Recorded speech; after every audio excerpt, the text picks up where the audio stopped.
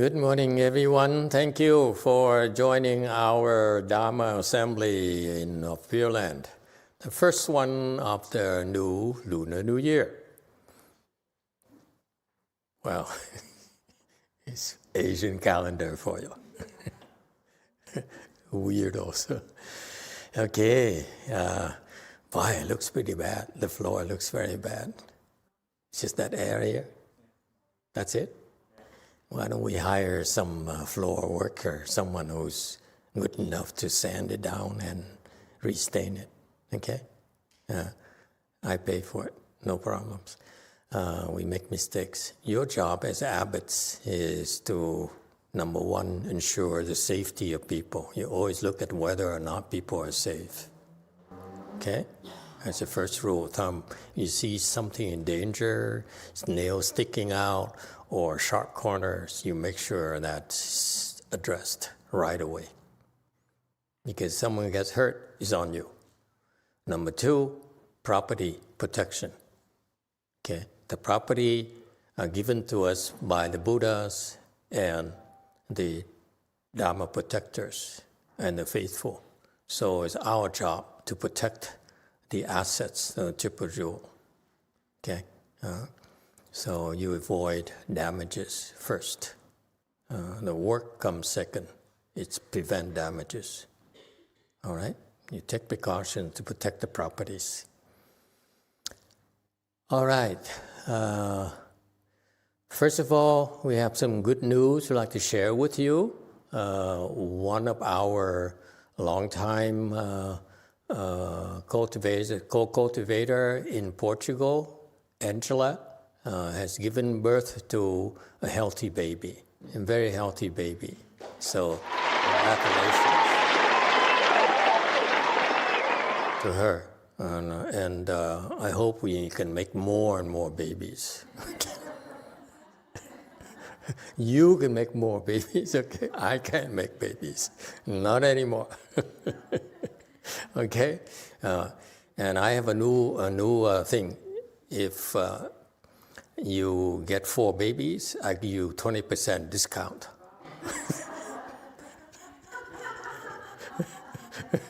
Everything. Everything. I love babies. In my old age, when I was younger, I hated babies. When I hated babies so much that my master, when he allowed me to go to CTDB to cultivate, he forced me to teach at the high school. That's cultivation for you. Doing things that you do not like to do. All right. So anyway, so I'm very happy about that. Furthermore, another piece of good news is that Jung's father-in-law made it to the Pureland.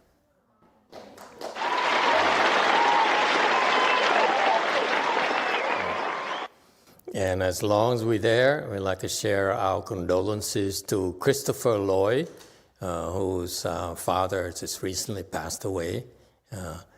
And is the case of the overwhelming majority of the people here at our temples. You all have requested pre-49 days already. So it's impressive. Thank you for believing in me. I'm the first one who advocated that 20 years ago at Lu Mountain Temple. It's caught on. And virtually everyone has a pre-49 now. It is so smart. You know, you multiply your blessings by a factor of 7 by merely requesting it beforehand, by being better prepared for your next journey. So we're the first ones to really advocate that, and that's what the Buddha taught. But I don't know why the Chinese teachers never really emphasized that. It's just common sense. And it shows because people now are attaining rebirth a lot faster during the 49 days than ever before. Before it's much harder. It took a lot longer.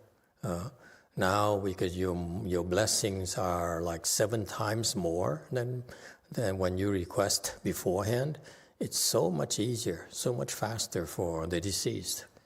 So I'm pretty sure we keep on catching on. It's because of you. You've been coming and following and practicing the Pureland Dharma door with us for a long time now. I'm very grateful for that. And I hope that we'll continue to benefit more and more people. Okay? Any questions and comments? Okay. I just want when my teacher left, when I joined his Buddhist Association, Dharma Buddhist Association, I was often reminded by his disciples, my elder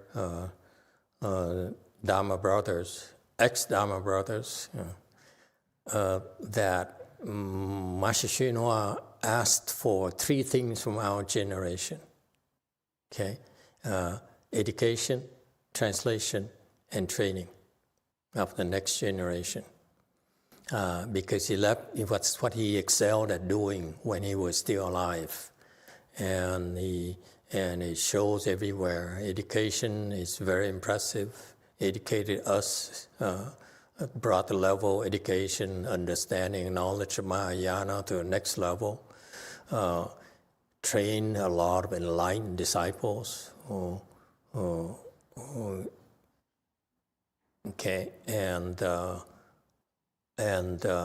translated the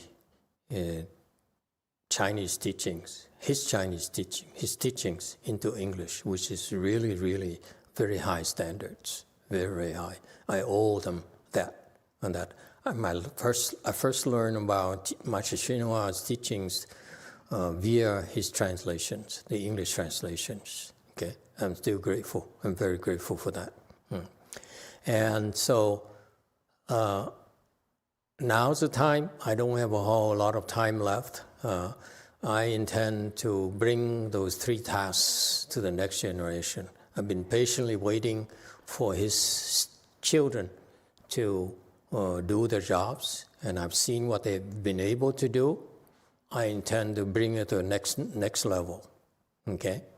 For example, my teacher talked about training. I've proven the last 20 years that my students are higher level than his, to the point where I had to go into more certain teaching than Master Xinhua had to do. It's not that I knew more about it. He knows more. He's a better teacher, has greater wisdom, has everything he has is better than me, much higher than me. But I had to go into certain teaching because of you.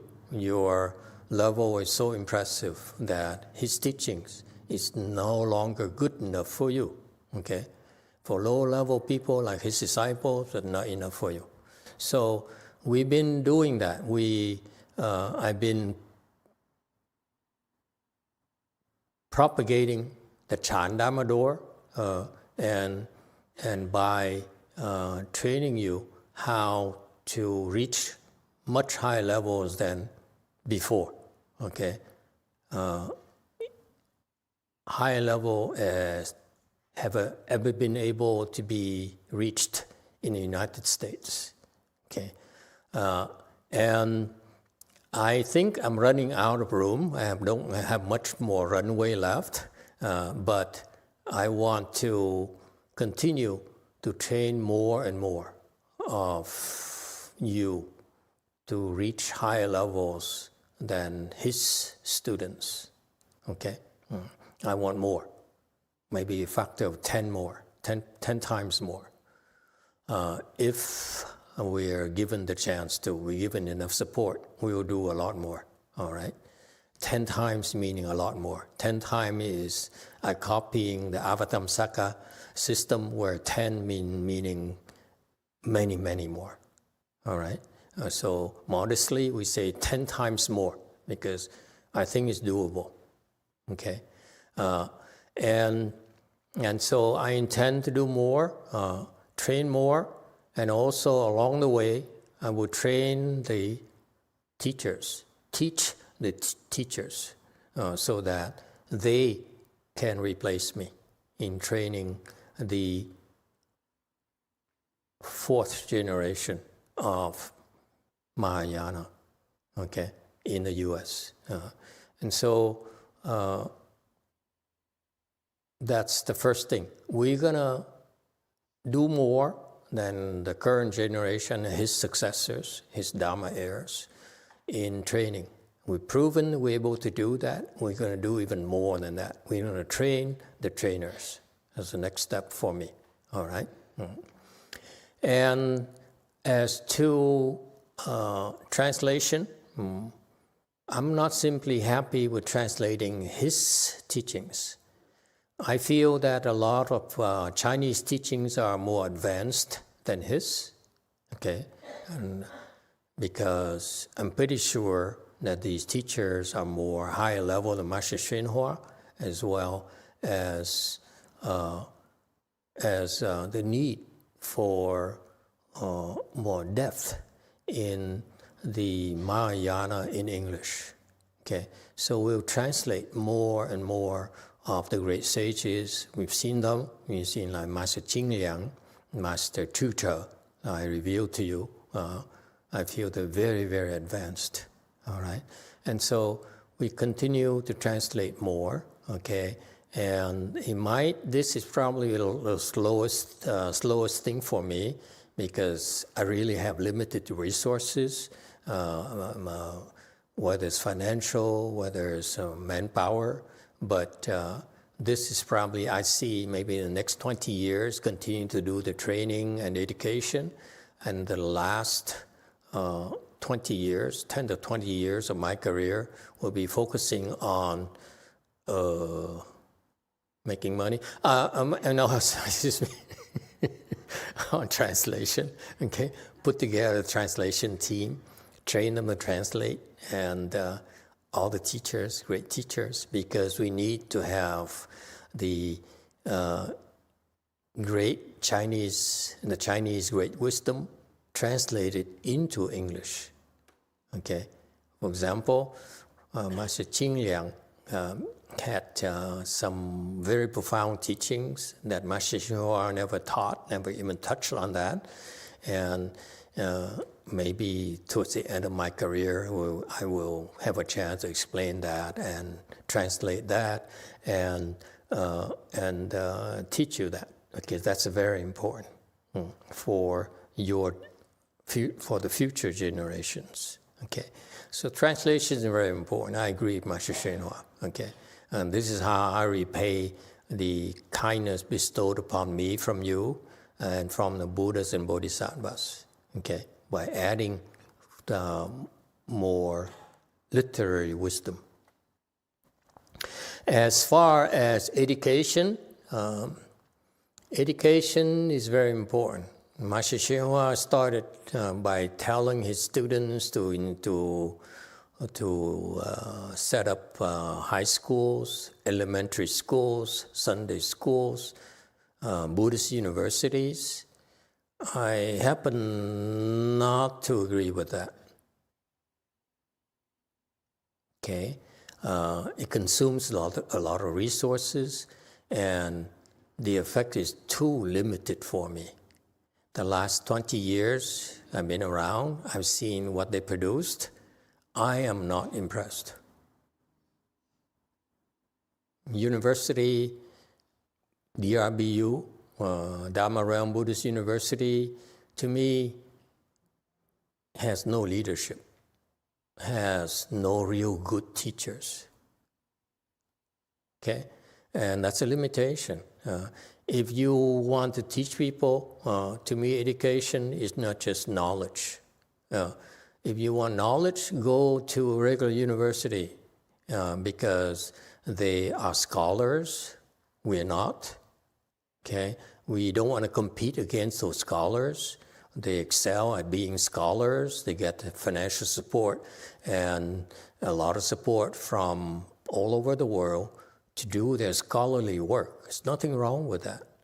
Education, to me, is not compete, but to add, okay? And therefore, to me, education is more about giving you the knowledge, the right knowledge, and the more profound knowledge, okay, to broaden and deepen the store of knowledge for humanity. Not just the same thing, because I've seen what I've seen in their DRBU is just a bunch of scholars, low-level monks and nuns who are trying to tell you about Buddhist principles that you can pick up from the books, from Buddhist dictionary, okay? There's no insights, nothing else that's added to it. So why, what's the reason for existence if you're doing the same thing as has been done and not as well, okay? So to me, it's nonsense. High school is not bad, okay? But it's a mess. They don't have really qualified students, qualified teachers to do it properly. I was there. I was one of them. I had to teach them how to run the schools, okay? And they still use the system today. So that's how poorly organized they are. And these people, the problem with these people who teach high school is what? Let me tell you. And this affects you as well. This is a very important point for all of you as well. You want to teach children, you have to teach by example. You teach by reducing your afflictions, by becoming less afflicted. This is how you teach children. These teachers are so afflicted. Just because in order to teach history, these people will pick up books on history and read them and then proclaim they know about history and then they start teaching in the classes. That's nonsense, first of all, okay? Number two, okay? They're teaching their afflictions. And that's not Buddhism at all. Buddhism is about teaching you the knowledge to reduce your afflictions. And the results have to show it. You don't just read a book and then read and teach. You have to practice. You have to study, and you have, in particular, you have to reduce your affliction so that when the children come to your class, they may be learning about geography, history, and so forth. But they need to admire you. This is what makes us different from regular schools. Because regular schools, you know what? Typically, the students walk in there and they look at the teacher and says, "I don't like you. Why am I here?" Okay? They have no respect for the teachers because the teachers are poorly paid. They are unhappy. They don't have enough. They don't make enough money to feed the family. All sorts of problems. Okay, so you go through the same system, it's not going to work. In the future, if I have enough support, we'll probably open a high school and teach you how to. I will set the standards for high school education, if you will. Okay, that's another project of mine to keep on throwing money out the window. But what's money? When you don't have it, when it's not yours. And so education to me in high school, the way that they're doing it at my master's temples, my way places, to me is wrong. Okay? These people, the kids grow up after finishing high schools, they said, "Well, I got my degree, I got into a good university," but they probably end up not liking Buddhism because they don't have much respect for the teachers. And to learn for someone, you need to first have to be able to have respect for them. Okay, its fundamentals are not there. And elementary schools, kindergarten, they just terrorize the kids. Don't move, don't breathe, don't eat, don't look, don't have fun, like robots. So it's education to me, the way they're going about it is really, really unimpressive. Okay, and so a lot needs to be done. And for me, I can't wait for that. But I will begin to educate the general Buddhist communities. Okay, this is a nice thing about the internet. We produce videos. We produce materials. We have AI translation and so forth. Now we can produce a lot of materials. Okay, but it's to give you education on Mahayana. Okay, what for? For you to have a better life, to be happier, and in particular to prepare you for better lives in the future. And that's what's lacking in today's education out there. The time of the planning horizon for them is too short. Okay, they don't have enough wisdom. Education out there is you invest in education, like Warren Buffett says. Okay, you invest in yourself. It costs nothing. Okay, it's the cheapest investment. It's the biggest return for you is to invest in yourself. All right, still very short-sighted. Okay. Invest in your great potential.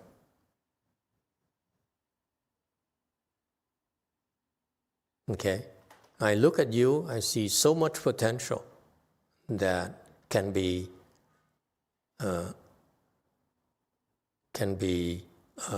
tapped and developed, and that's what, to me, education is about. So, starting this year, I will embark on giving you more education, more knowledge about Pureland. Okay, I've been doing Chan for 20 years now, putting a lot more emphasis on Chan than anything else. But it's Pureland that is extremely important for our world. And we need to improve upon the Chinese Pureland, okay, the Asian Pureland. To me, Asian Pureland is not good enough. Today, this morning, I gave you the example pre-49 days. It's just common sense. And yet, the Asian Pureland teachers managed to mess it up even. And my teacher, he understands it, but I feel that his hands are tied behind his back because he needs to preserve tradition, Chinese tradition, Asian tradition. That's the first step. Now it's up to us to bring it to the next level. Okay? That's what education is about. We add to more knowledge and better knowledge that will be more beneficial for you. All right? So we keep ourselves busy. It's never boring at FBLI. Questions and comments?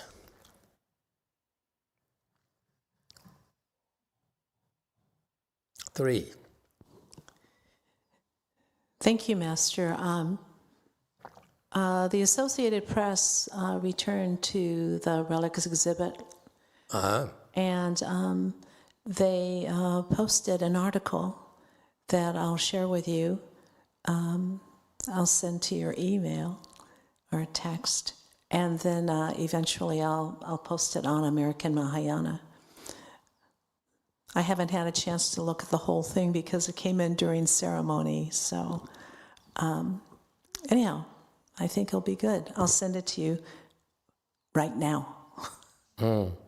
Okay. Great. Yeah. We need to. We will want to unfurl the American Mahayana banner. We're no longer hiding in the shadows. I've been doing it on purpose because I've been deferring to the second patriarch and Master Thichvinhhoausa disciples. Give them a chance first. Now we bring it up, ratchet it up a few more notches. Okay, that's great to hear that the AP came back. And we've been doing this for how long now, folks? Quite a few years, right? A couple years. Yeah, a couple years. I think it's interesting because the lady that came is part of the religion section of Associated Press. She did a quite extensive interview with Master a couple of years ago. And I think I don't think that interview was included in this portion because this is more about relics. But I think, Master, maybe as time goes on and you might explain more about the Gooder principle and other things that may come into play. Okay. Yeah. Okay, thank you. All right. Any other questions and comments? Okay. Then we stop here today. Thank you all. Lunch offering at 10:20. Okay.